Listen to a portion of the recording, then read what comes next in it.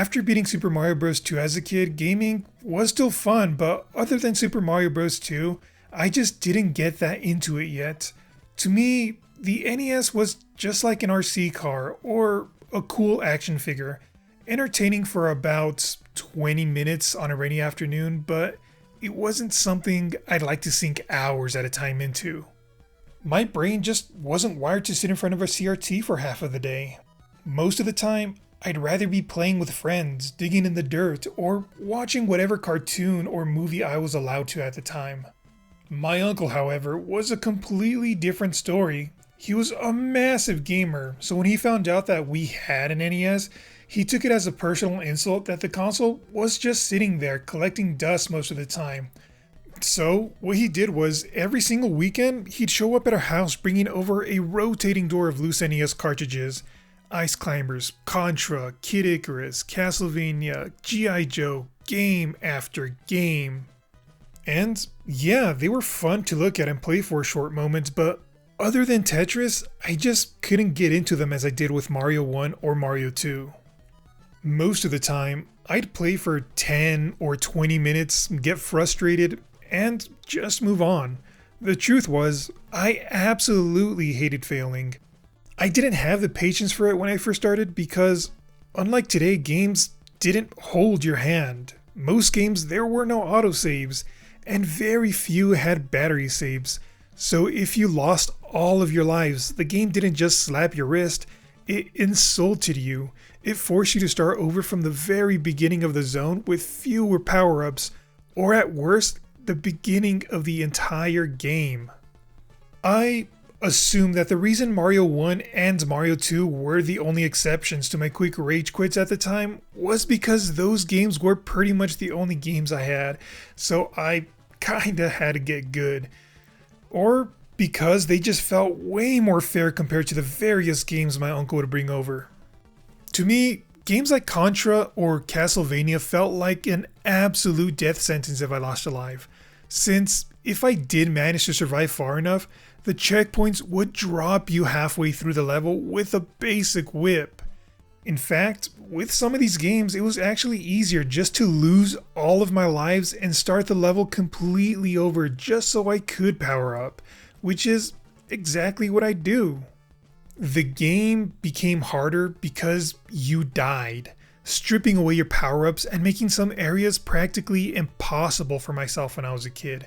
To me, this felt less like a game and more like a chore, so I would just turn the console off and play outside instead. Now, let's be honest, my uncle could have picked way easier games for a 5-year-old to start with, but looking back, I guess he was just so excited to get me into gaming that he probably just brought over whatever he enjoyed the most. Thankfully, one of those games was Tetris. And other than Mario, it was probably the only other game I'd like to return to because it was simple. I did have fun with other puzzle games like Dr. Mario and Yoshi's Cookie as well, but they didn't hook me nearly as much as Tetris did. So for the next few weeks, that was one of the only games I kept returning to get a few quick rounds in, unless my mom or grandma were playing it. They would play Tetris for days, trying to beat each other's high score. We kept a tiny notepad on top of the TV just to track who was winning. If my mom got a new high score, a few hours later my grandma would sit down and smash that high score, to then cross my mom's name out and write her name above it. It was a fun, unspoken family rivalry, which I loved watching. And I did try a few times, but I could never catch up to them. It got so intense that over the years my grandma developed this radar-like sense for finding these Tetris knockoffs. She would go to swap meets or sketchy dollar stores and come back with these incredibly cheap 60-in-1 bootleg plug-and-play Nintendo consoles, solely because the words Tetris or some variation of it was printed on the box. She did go through many of these consoles over the years because, inevitably, these cheap pieces of plastic would self-destruct. The hardware was garbage. One day, you turn it on and the motherboard would just cook itself. Or the 8-in-1 cartridge would just corrupt, turning the screen into static. I remember her turning one on, smelling something odd after 20 minutes, to then see a small line of smoke coming out of the bootleg, and the TV kind of just blink out, only for her to ask me to grab another brand new one from her closet where I saw like a stack of 8. As for the other games my uncle brought over, it wasn't until the 3rd week where he showed up with another small stack that he finally brought something simple enough for me to get into. And that was Kirby's Adventure. That game was built for my childhood brain. It changed everything. It was so simple to understand and easy to play with only a small touch of challenge. First of all, Kirby could fly, so if a platforming section got too hard, or if there were too many enemies on the ground, I didn't have to stress. I could just puff up and fly over the entire map at my own pace. But the real magic was the copy ability. Inhaling an enemy to steal their power was so much fun. One minute, I'm swinging a sword. The next, I'm shooting fire. It made experimentation a blast. And best of all, if I messed up and lost a life, it didn't feel like a punishment. Enemies with copy abilities were scattered everywhere. Sometimes, the game would even give you bonus rooms where those enemies couldn't damage you, allowing you to get your favorite powers right back before you replay a level. So, unlike the other games my uncle would bring, it genuinely encouraged me to try again. I was addicted to this. I played through Kirby over and over again. The cartridge had 3 save slots and I filled every single one of them up to 100%.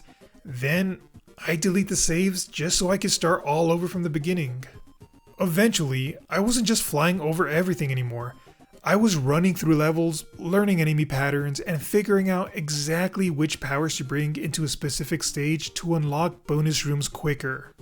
Kirby taught me how to actually enjoy video games, and more importantly, to enjoy the process of learning them. Before Kirby, if a game wasn't exactly like Mario, I gave it at most 20 minutes and gave up. But after, I returned to my uncle's massive stack of games to give them a real chance, chasing that feeling Kirby gave me. And in doing so, I ended up beating games I used to rage quit on. Contra, Mega Man, Castlevania, River City, and many more. Yeah, some games still took a while because I was so young, but Kirby taught me not to give up just because I saw Game Over. Instead, it showed me how to use that time to learn and experiment. Who cares if you die? Next time the game will be easier. Not just because you got better, but because you actually understood it more. It would have been great if my uncle actually spent a bit more time teaching me how to play these games. Sometimes, he'd kinda just drop a small stack off, tell me what a few buttons did, then go do something else. Like, he was interested in getting me to play games, but not so much as to teach me how. Otherwise, the only real issue Kirby gave me was how it completely spoiled my expectations on NES graphics. I started looking at older NES games, wondering why their graphics looked so flat by comparison. What my kid brain didn't realize was that Kirby's Adventure came out in 1993, right at the absolute end of the console's lifespan. This allowed HAL Laboratory to pull off some insane technical tricks on the NES, like the rotating 3D tower level, or the spinning propellers on the airships. Because all of these games already existed by the time I got the console, I didn't process that they came from different eras. To me, they were all on equal footing, which is why I unfairly compared and judged their graphics. But they were still fun. My uncle had finally achieved his goal and hooked me into a lifelong world of gaming, and it was all thanks to this little pink puffball named Kirby.